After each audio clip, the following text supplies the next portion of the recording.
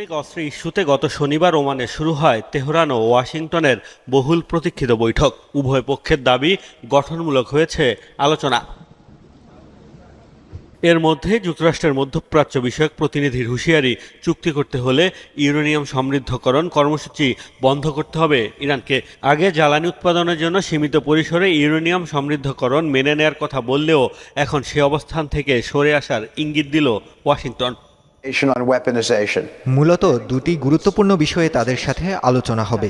60% সমৃদ্ধ ইউরেনিয়াম রয়েছে তাদের কাছে, যেটি মেনে নেওয়া যায় না। তাদের অস্ত্রাগারও যাচাই করতে হবে, দেখতে হবে কী ধরনের ক্ষেপণাস্ত্র মজুদ রয়েছে। আমাদের প্রথম বৈঠকটি বেশ ইতিবাচক ও গঠনমূলক ছিল। হোয়াইট হাউস জানিয়েছে, বৈঠক চললেও ইরানের উপর চাপ প্রয়োগ অব্যাহত রাখবে যুক্তরাষ্ট্র। আবারও হুঁশিয়ারি, ইরানকে কোনোভাবেই পারমাণবিক অস্ত্রের মালিক হতে দেবেন না ডোনাল্ড ট্রাম্প।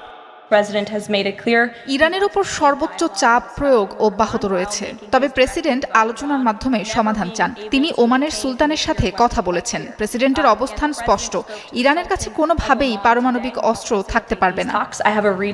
ইরানের সর্বোচ্চ ধর্মীয় নেতা আয়াতুল্লাহ আলী খামেনি বলেছেন, যুক্তরাষ্ট্রকে বিশ্বাস করে না তার দেশ। এই আলোচনা নিয়ে তাই তিনি খুব বেশি আশাবাদীও নন।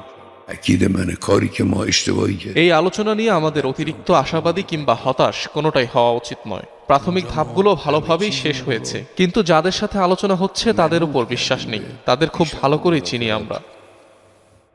আগামী শনিবার ওমানে দুই দেশের প্রতিনিধিদের মধ্যে দ্বিতীয় বৈঠক অনুষ্ঠিত হবে।